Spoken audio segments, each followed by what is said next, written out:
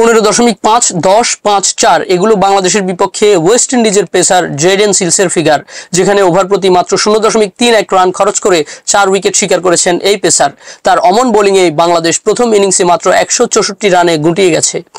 এমন দিনে শতাব্দীর সেরা হারকিপ্টে বোলিংয়ের রেকর্ড গড়েছেন এই 23 বছর বয়সী পেসার। টেস্ট ক্রিকেটে এক ইনিংসে অন্তত 10 ওভার বোলিং করা বোলারদের মধ্যে 1978 সাল থেকে এটাই সবচেয়ে মিতব্যয়ী বোলিংয়ের রেকর্ড।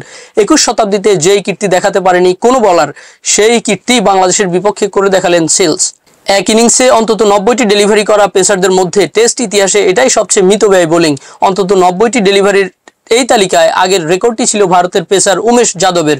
2015 সালে দিল্লিতে দক্ষিণ আফ্রিকার দ্বিতীয় ইনিংসে 21 ওভার বোলিং করে 3 উইকেট নেওয়ার পথে 0.42 করে রান দিয়েছিলেন যাদব, যা এবার টপকে গেছেন সিলস।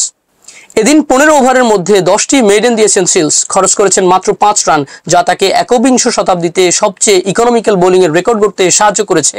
প্রথম দিনে সিলস বল করেছিলেন মোট 7 ওভার, তার মাঝে মেডেন দিয়েছিলেন 6টি। দ্বিতীয় দিনে এসেই করেছেন 8.5 ওভার, তাতে 3 রান দিয়ে নিয়েছেন 4 উইকেট। লিটন দাস ও মেহেদী হাসান মিরাজকে ফিরিয়ে বাংলাদেশের মিডল অর্ডারের মেরুদণ্ড ভেঙেছেন, আর শেষে এসে তাসকিন আহমেদ ও নাহিদ রানার উইকেট নিজের ঝুলিতে নিয়েছেন। টেস্ট ক্রিকেট ইতিহাসে অবশ্য সিলসের এই বোলিং ফিগার বেশ পিছিয়েই আছে।